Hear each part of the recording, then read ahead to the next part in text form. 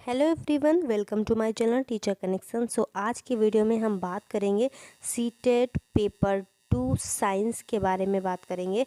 जो हमारा सीटेट का पेपर 2 साइंस होता है, उसके जो प्रीवियस ईयर क्वेश्चन है वो हम आज की क्लास में डिस्कस करने वाले हैं। इससे पहले भी हमने क्वेश्चंस को डिस्कस किया है। अगर आपने वो वीडियोज़ नहीं देखे तो आपको लिंक डिस्क्रिप्शन बॉक्स में मिल जाएगा, आप ज़रूर देखें। इसी के साथ साथ सीटेट मूल मंत्र सीरीज जो मैंने चलाई है, आप उसे भी देखिए। उस सीरीज़ में आपको बहुत ज़्यादा बेनिफिट होने वाला है। आपको पता चलेगा कौन से सब्जेक्ट को किस तरीके से पढ़ना है और कौन कौन से टॉपिक किस तरीके से पढ़ने हैं। तो वो सारी चीज़ें आपको पता चल जाएंगी, और कौन सा सब्जेक्ट कितने मार्क्स का आता है, पेडागोजी किस तरीके से आती है, ये सारी बातें एकदम क्लियर है। तो चलिए आज के वीडियो को स्टार्ट करते हैं क्वेश्चन नंबर फर्स्ट के साथ में। तो अपनी स्कोर के लिए आप कॉपी पेन ले लीजिए। आज का स्कोर हमें कमेंट बॉक्स में ज़रूर बताइए। जीवाश्मी ईंधनों के विषय पर विद्यार्थियों की अपसारी सोच का आकलन करने के उदाहरण का प्रश्न निम्न में से कौन सा है? तो ये साइंस पेडागोजी का क्वेश्चन है, जो कि हमारे जो चैप्टर्स होते हैं एनसीईआरटी के, जो कि अभी हमने 8th क्लास में पढ़ाया आपको जीवाश्म ईंधन के बारे में, कोयला और पेट्रोल के बारे में। उसी से आप देखिए किस तरीके का ये क्वेश्चन बना है, जो कि सीटेट पेडागोजी में बना है। तो देखिए आप, इसमें कहा गया है कि हमें अपसारी सोच के बारे में आकलन करना है। तो हमारा जो क्वेश्चन ऑप्शन नंबर ए है, जीवाश्मी ईंधनों की अपेक्षा सौर ऊर्जा के कोई 5 लाभ लिखने हैं। कोयले के निर्माण में निहित चरणों की सूची बनाइए। ऑप्शन सी है, पेट्रोलियम के प्रभाजी आसवन का एक नामांकित चित्र बनाइए। ऑप्शन डी है, क्या होगा यदि पेट्रोलियम के सभी भंडार समाप्त हो जाएं। तो यहाँ पर क्वेश्चन में पूछा गया है कि जो अपसारी टाइप का क्वेश्चन हो, जो जो यहाँ पर ऑप्शन है वो अपसारी सोच का प्रदर्शन करता हो, ऐसे ऑप्शन को हमें टिक करना है, वो भी जीवाश्मी ईंधनों पर। तो अब अपसारी क्या होता है? अपसारी का मतलब है जिसका प्रसार हो, मतलब जो एक जगह केंद्रित ना रहे, जिसका प्रसार हो, फैलाव हो, जिसके एक से अधिक आंसर हो, जिसके बारे में हम ज़्यादा से ज़्यादा चर्चा कर सकें, ज़्यादा से ज़्यादा सोच सकें, ब्रेन स्टॉर्मिंग कर सकें, वो होता है अपसारी क्वेश्चन। तो यहाँ पर जो हमारा जिसका फिक्स आंसर ना हो, ऐसा जो क्वेश्चन होगा वो हमारा अपसारी क्वेश्चन होगा।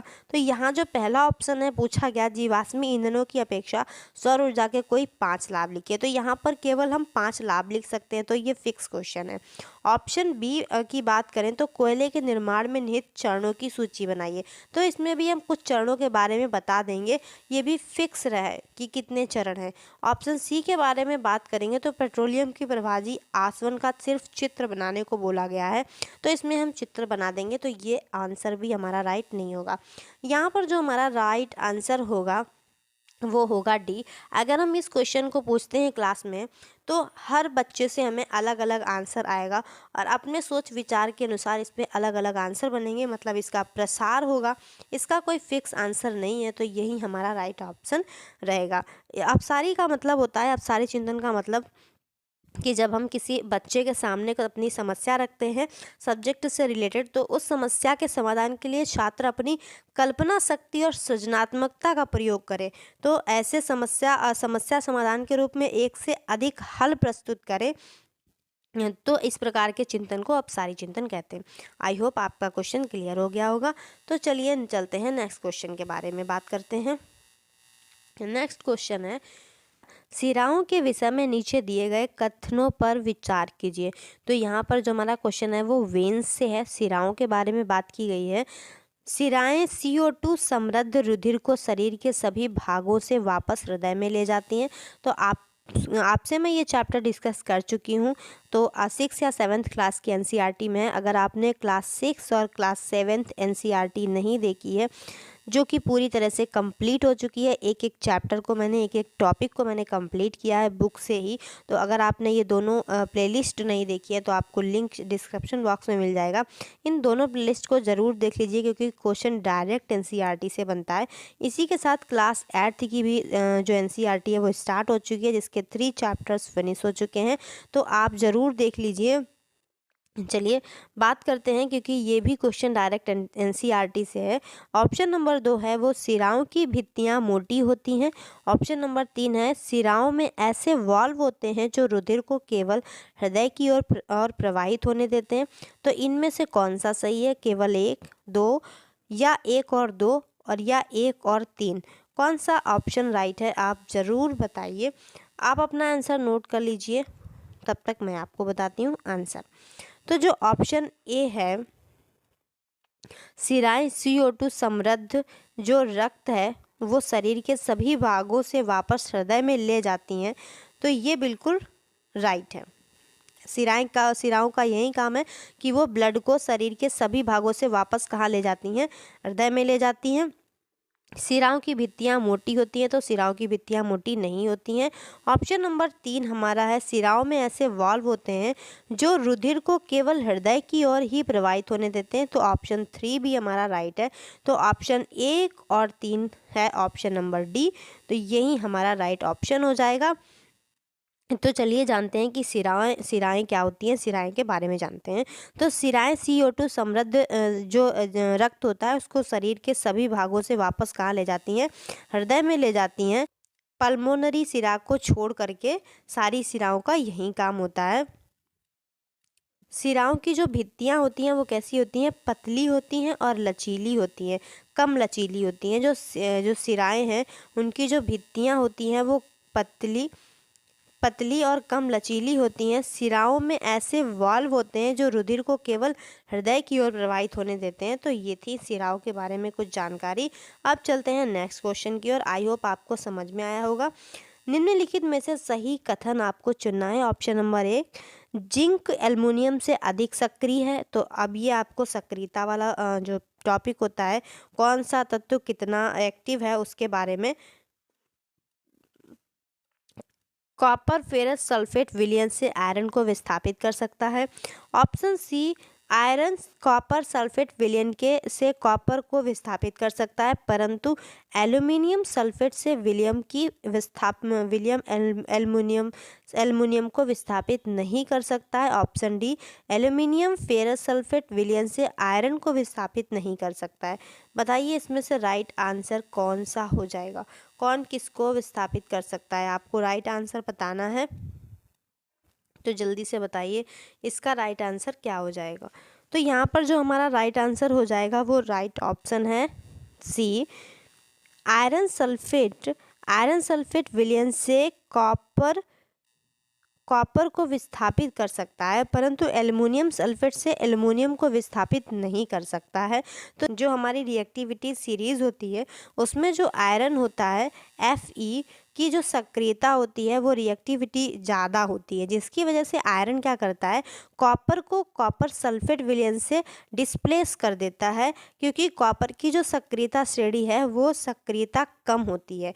लेकिन जो आयरन और एल्युमिनियम सल्फेट से जो एल्युमिनियम को है वो प्रस्थापित नहीं कर सकती, मतलब आयरन एल्युमिनियम सल्फेट से एल्युमिनियम को डिस्प्लेस नहीं कर सकती है, क्योंकि एल्युमिनियम की जो सक्रियता है, रिएक्टिविटी है, वो सक्रियता श्रेणी में आयरन से अधिक होती है। तो अगर हम इसको इस तरीके से लिखें, Fe प्लस CuSO4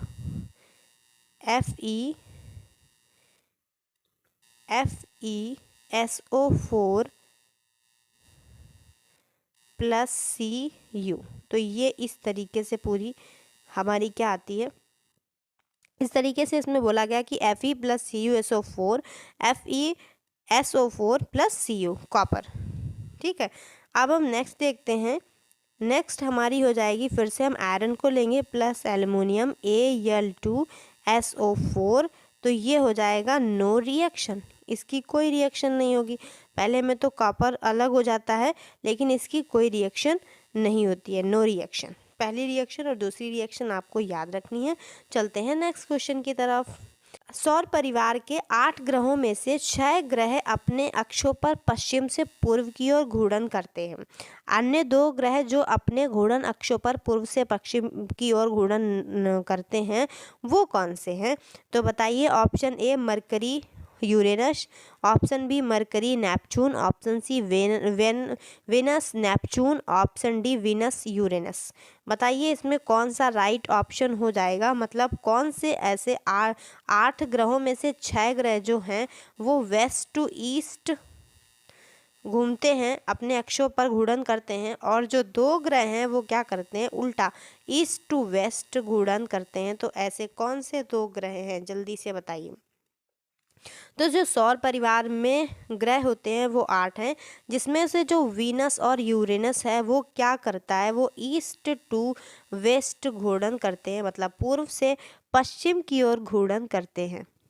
तो बुध, शुक्र, पृथ्वी, मंगल, बृहस्पति, शनि, अरुण तथा वरुण जो ग्रह हैं, इनमें से बुध, पृथ्वी, मंगल, बृहस्पति, शनि, वरुण ग्रह जो हैं वो अपने अक्षों पर पश्चिम से पूर्व की ओर घूर्णन करते हैं, और जो शुक्र और यूरेनस यानी कि वरुण ग्रह हैं ये क्या करते हैं, ये पूर्व से पश्चिम की ओर घूर्णन करते हैं। तो आई होप आपको ये क्वेश्चन भी क्लियर हो गया होगा। बढ़ते हैं नेक्स्ट क्वेश्चन की तरफ। यदि किसी व्यक्ति की लार एमाइलेज की हीनता है, यदि किसी व्यक्ति की लार में लार एमाइलेज की हीनता है तो उस व्यक्ति की मुख गुहा में बाधित होने वाली प्रक्रिया कौन सी होगी। ऑप्शन देखते हैं। ऑप्शन ए वसाओं का वसा अम्लों में परिवर्तन, ऑप्शन बी प्रोटीन का अमीनो अम्ल में परिवर्तन, ऑप्शन सी स्टार्च का शर्कराओं में परिवर्तन, ऑप्शन डी विटामिन का अवशोषण। बताइए कौन सा एमाइलेज की कमी से अगर नहीं होगा तो कौन सा ऑप्शन यहाँ पर राइट हो जाएगा। तो यहाँ पर जो ऑप्शन राइट हो जाएगा वो ऑप्शन सी राइट हो जाएगा। फिर से क्वेश्चन रीड करते हैं। यदि किसी व्यक्ति की लार में लार एमाइलेज की हीनता है तो उस व्यक्ति की मुख गुहा में बाधित होने वाली प्रक्रिया निम्न में से कौन सी होगी। तो यहाँ पर जो बाधित होने वाली प्रक्रिया है वो स्टार्च का शर्कराओं में परिवर्तन बाधित हो जाएगा। तो जो एमाइलेज होता है वो मानव लार में मौजूद एक एंजाइम होता है जो लार ग्रंथियों द्वारा उत्पादित होता है। यह पाचन क्रिया में मदद करता है क्योंकि यह एक एंजाइम स्टार्च होता है जो जटिल कार्बोहाइड्रेट को ग्लूकोज और माल्टोज जैसी सरल शर्करा में क्या करता है, तोड़ देता है। और लार में एमाइलेज की अगर हीनता हो जाएगी तो क्या हो जाएगी, मुख गुहा में जो स्टार्च की जो प्रक्रिया है वो उसमें शर्कराओं में परिवर्तन नहीं होगा। तो आई होप आपको ये क्वेश्चन भी समझ में आ गया होगा, और ये प्रोटीन और कार्बोहाइड्रेट वाले चैप्टर से है, इसके बारे में भी हमने अच्छे से डिस्कस किया है क्लास 6 एनसीईआरटी में। तो अगर आपको और डिटेल में पढ़ना है तो वहाँ से आप ज़रूर पढ़िए। चलिए नेक्स्ट क्वेश्चन के बारे में जानते हैं। प्रकाश के प्रकीर्णन की विधि देखी जा सकती है जब प्रकाश साबुन के बुलबुलों से गुजरता है, जब प्रकाश सीढ़ी की सतह पर पड़ता है, जब प्रकाश वर्षा की बूंदों से गुजरता है, या फिर जब प्रकाश चमकते कंचों पर फोकसित होता है। तो इसमें से पहला, दूसरा, तीसरा कौन सा ऑप्शन राइट होगा, जल्दी से बताइए। तो आप कमेंट कर दीजिए अपने आंसर को। तो अभी बताते हैं कि बुलबुलों से, अगर साबुन के बुलबुलों से प्रकाश को गुजारते हैं तो प्रकाश का प्रकीर्णन होता है। सीढ़ी की सतह पर अगर प्रकाश की किरण पड़ती है तो प्रकाश का प्रकीर्णन होता है। और अगर वर्षा की बूंदों से प्रकाश को गुजारते हैं तो भी प्रकाश का प्रकीर्णन होता है। पर ऑप्शन नंबर 4 रॉन्ग है, चमकते कंचों पर नहीं होता है प्रकाश का प्रकीर्णन। तो यहाँ पर जो हमारा ऑप्शन ए है वो राइट हो जाएगा। तो जब भी हम प्रकाश को किसी ऐसे माध्यम से गुजारते हैं जिसमें धूल है और अन्य पदार्थ शामिल होते हैं, अत्यंत सूक्ष्म कण होते हैं, तो क्या होता है, प्रकाश सभी दिशाओं में फैल जाता है। इस घटना को ही हम प्रकाश का प्रकीर्णन बोलते हैं। प्रकाश के प्रकीर्णन को हम देख सकते हैं किसमें, जब प्रकाश साबुन के बुलबुलों से गुजरता है, सीढ़ी की सतह पर पड़ता है, वर्षा की बूंदों से गुजरता है, तो प्रकाश की प्रकीर्णन की प्रक्रिया होती है। आई होप आपको समझ में आ गया होगा प्रकाश का प्रकीर्णन क्या होता है। नेक्स्ट क्वेश्चन है हमारा, निम्नलिखित में से आपको सही कथन चुनना है। तो यहाँ चारों कथन में से सही कौन सा है। ऑप्शन ए है हमारा, स्थैतिक घर्षण सर्पी घर्षण से कम होता है, लोटनिक घर्षण सर्पी घर्षण से अधिक होता है।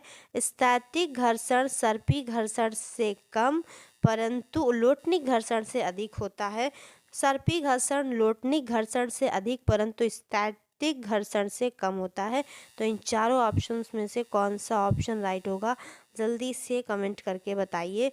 तो यहाँ पर जो हमारा राइट ऑप्शन हो जाएगा वो हो जाएगा D, option A B C है गलत। तो यहाँ पर जो राइट ऑप्शन है वो है सर्पी घर्षण लोटनिक घर्षण से अधिक परंतु स्थैतिक घर्षण से कम हो जाएगा। तो अब हम बात कर लेते हैं इस क्वेश्चन के एक्सप्लेनेशन की, जिसमें हम सभी घर्षण के बारे में जानते हैं। तो सबसे पहला जो हमारा घर्षण होगा वो हम जानते हैं कि सर्पी घर्षण क्या होता है।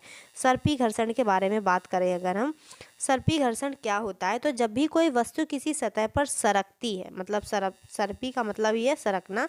तो जब भी कोई वस्तु सरकती है किसी सतह पर, दोनों तलों के मध्य लगने वाला जो बल होता है उसको हम जो घर्षण बल होता है उसको हम सर्पी बल कहते हैं। लोटनिक के बारे में बात करें कि लोटनिक घर्षण क्या होता है, तो लोटनिक घर्षण होता है जब कोई गोलाकार या बेलनाकार वस्तु है और वो गोला, बेलन, पहिया या किसी पृष्ठ पर बिना फिसले लुढ़कती है। अगर लुढ़कने वाली कोई वस्तु है और उस पर जो वस्तु पर कार्य करने वाला जो घर्षण है उसको हम लोटनिक घर्षण बोलते हैं। तो स्थैतिक घर्षण के बारे में बात कर लेते हैं। अब हमने सर्पी घर्षण की बात की, लोटनिक, और अब हम स्थैतिक की बात करते हैं। जब किसी स्थिर वस्तु पर बल लगाया जाता है, किस पर, स्थिर वस्तु पर बल लगाया जाता है, तो उसमें किसी भी प्रकार का अगर विस्थापन उत्पन्न नहीं होता है तो या वस्तु हिलती नहीं है, तो हम उस वस्तु पर जो घर्षण होता है उसको हम स्थैतिक घर्षण बोलते हैं। तो घर्षण के नियम के अनुसार सर्पी घर्षण लोटनिक घर्षण से अधिक परंतु स्थैतिक घर्षण से कम होता है। आई होप ये क्वेश्चन भी आपको समझ में आया होगा। बढ़ते हैं नेक्स्ट क्वेश्चन की तरफ। कोई छात्र है जो क्षीण ध्वनि को प्रबल ध्वनि में परिवर्तित करना चाहता है और इसके लिए उसने निम्नलिखित क्या किए, निम्नलिखित में से किस एक की वृद्धि कर देनी चाहिए। तो कोई छात्र क्षीण ध्वनि को प्रबल ध्वनि में परिवर्तित करना चाहता है, इसके लिए उसे निम्नलिखित में से किस एक की वृद्धि कर देनी चाहिए। उसको ध्वनि का आयाम बढ़ा देना चाहिए, ध्वनि की आवृत्ति में वृद्धि कर देनी चाहिए, या ध्वनि की चाल में, या फिर वेव लेंथ में यानी कि ध्वनि की तरंग दैर्घ्य में। तो बताइए किस में वृद्धि करनी होगी। तो यहाँ पर जो हमारा राइट ऑप्शन हो जाएगा वो ए हो जाएगा। अगर वो छात्र क्षीण ध्वनि को प्रबल ध्वनि में सुनना चाहता है, परिवर्तन करना चाहता है, तो उसको ध्वनि के आयाम में परिवर्तन करना होगा। इसके बारे में भी हम विस्तार से जानते हैं। कोई भी छात्र जब क्षीण ध्वनि को प्रबल ध्वनि में परिवर्तन करना चाहेगा तो उसे ध्वनि के आयाम में वृद्धि करनी होगी। ध्वनि का जो एक अनुदैर्घ्य यांत्रिक तरंग है जो अपने प्रसार यानी कि प्रसार माध्यम वायु में संपीड़न, उच्च दाब और विरलन निम्न दाब को बनाकर बढ़ती है। तरंग का आयाम व अधिकतम विस्थापन कहते हैं, तरंग के आयाम को अधिकतम विस्थापन कहते हैं, जो कण दोलन करते हुए अपनी माध्य स्थिति में से एक और तय करता है या करता है प्राप्त कर लेता है। मतलब अपनी दोलन करते हुए अपनी माध्य स्थिति में से एक और क्या करता है, तय कर लेता है। ध्वनि की प्रबलता उसके आयाम पर ही निर्भर करती है। तो चलिए आगे देखते हैं। नेक्स्ट क्वेश्चन हमारा क्या है, निम्नलिखित में से कौन से जंतु कोशिका के 4 संघटक हैं। तो आपको बात करनी है जंतु कोशिका के बारे में, जिसके 4 पार्ट बताने या 4 संघटक बताने। बताइए ऑप्शन नंबर ए कोशिका झिल्ली, कोशिका द्रव्य, केंद्रक, रिक्तिका। ऑप्शन बी कोशिका झिल्ली, कोशिका भित्ति, कोशिका द्रव्य, केंद्रक। ऑप्शन सी कोशिका झिल्ली, हरित लवक, कोशिका द्रव्य, केंद्रक। ऑप्शन डी कोशिका झिल्ली, कोशिका भित्ति, हरित लवक, रिक्तिका। जंतु कोशिका की बात की गई है। बताइए चारों में से कौन से ऑप्शन राइट होंगे। जल्दी से अपना आंसर कमेंट कर दीजिए। तब तक हम बात करते हैं यहाँ पर जो हमारा राइट ऑप्शन होगा वो जंतु कोशिका के बारे में ए होगा। जंतु कोशिका के 4 संघटक हैं। पहला है कोशिका झिल्ली, कोशिका द्रव्य, केंद्रक और रिक्तिका। जंतु कोशिका में क्या पाई जाती है, रिक्तिका पाई जाती है। तो अगर हम इन सब के बारे में थोड़ा डिटेल से डिस्कस करें तो हम जानेंगे कि कोशिका झिल्ली क्या होती है। बाकी के ऑप्शन हो जाएंगे गलत। तो कोशिका की झिल्ली क्या होती है, कोशिका झिल्ली एक अर्धपारगम्य सजीव झिल्ली होती है जो प्रत्येक सजीव कोशिका के बारे में कोशिका के जीव द्रव्य को घेर कर रखती है और कोशिका झिल्ली का निर्माण 3 परतों से मिलकर बना होता है, जिसमें बाहरी व भीतरी परतें किसकी होती हैं? प्रोटीन द्वारा और मध्यावली परत का निर्माण लिपिड और वसा से होता है। जो बीच की परतें होती हैं उनका निर्माण लिपिड और वसा के द्वारा होता है। जो बाहरी व भीतरी परतें होती हैं उनका निर्माण प्रोटीन से होता है। तो अब हम दूसरा जो घटक है उसके बारे में बात करते हैं, वो है कोशिका द्रव्य। तो अब हम बात करेंगे साइटोप्लाज्म की। कोशिका में कोशिका झिल्ली के अंदर एक केंद्रक को छोड़कर संपूर्ण पदार्थों को कोशिका द्रव्य कहते हैं। सिर्फ केंद्रक को छोड़कर जो भी पदार्थ रहता है उसको कोशिका द्रव्य कहते हैं। यह सभी कोशिकाओं में पाया जाता है तथा कोशिका झिल्ली के अंदर केंद्रक झिल्ली के बाहर रहता है। यह रवेदार जालीनुमा और अर्ध तरल पदार्थ होता है यह पारदर्शी एवं चिपचिपा होता है। ये कैसा होता है? पारदर्शी और चिपचिपा होता है। अब बात करते हैं केंद्रक की। तो केंद्रक की अगर हम खोज की बात करें तो केंद्रक की खोज रॉबर्ट ब्राउन ने 1831 ईस्वी में की थी। यह गोलाकार या अंडाकार संरचना है और यह सभी कोशिकीय गतिविधियों का नियंत्रण केंद्र है। ये क्या है? सभी गतिविधियों का नियंत्रण केंद्र है। रिक्तिका की बात करते हैं। जो रिक्तिका अर्धपारगम्य झिल्ली है, रिक्तिका की बात करते हैं, अर्धपारगम्य झिल्ली है जो कि रिक्तिका अर्धपारगम्य झिल्ली से घिरी रहती है। रिक्तिका का प्रमुख कार्य भोज्य पदार्थों का संग्रहण करना है। इनमें खनिज, लवण, शर्कराएं, कार्बन डाइऑक्साइड, ऑक्सीजन, कार्बनिक अम्ल और विभिन्न रंग तथा अपशिष्ट पदार्थ जो है ना वो घुले रहते हैं। रिक्तिका के कारण ही जो कोशिकाओं की स्फीति है वो बनी रहती है वो, और जिससे वे अपनी आकृति भी बनाए रखती हैं, मतलब वो रिजिड रहती हैं। ये कोशिका के अंदर विभिन्न पदार्थों के परिवहन में भी सहायक होती हैं। जंतु कोशिका में रिक्तिका अनेक और बहुत छोटी होती हैं, मतलब बहुत सारी रिक्तिकाएं होती हैं और बहुत छोटी होती हैं। तो आई होप आपको ये सारे क्वेश्चन समझ में आए होंगे और आपका क्या स्कोर रहा कमेंट कर दीजिए। और ऐसी ही और वीडियोस के लिए और क्वेश्चंस के लिए चैनल को सब्सक्राइब कर दीजिए, अपने फ्रेंड्स के साथ शेयर कर दीजिए। मिलते हैं नेक्स्ट वीडियो में। Thanks for watching.